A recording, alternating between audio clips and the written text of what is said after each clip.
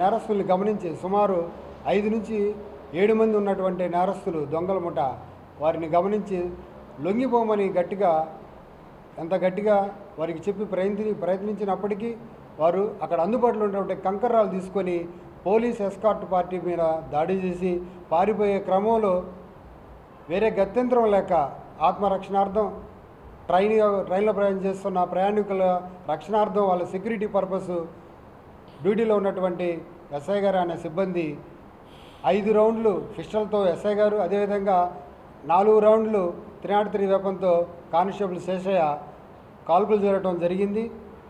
ఈ క్రమంలో ఎవరికి ఎలాంటి ఇంజరీస్ కానీ ప్రాణాపాయం కూడా జరగలేదు.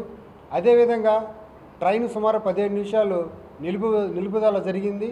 5 పార్టీల్ని ఫామ్ చేసి హైవేల పొడుగున, అదేవిధంగా టువార్డ్స్ హైదరాబాద్ వైపు, అదేవిధంగా నెల్లూరు వైపు, వేరు ప్రాంతాల వైపు ఇక్కడ ఉన్నటువంటి లాడ్జెస్ చుట్టుపక్కల ఉన్నటువంటి ఈ డెన్స్ మీద చెకింగ్ చేస్తూ ఎంక్వైరీలు చేస్తూ వారిని పట్టుకునే క్రమంలో 5 టీములు కూడా గాలింపు చర్యలు చేపడుతూ ఉన్నాయి.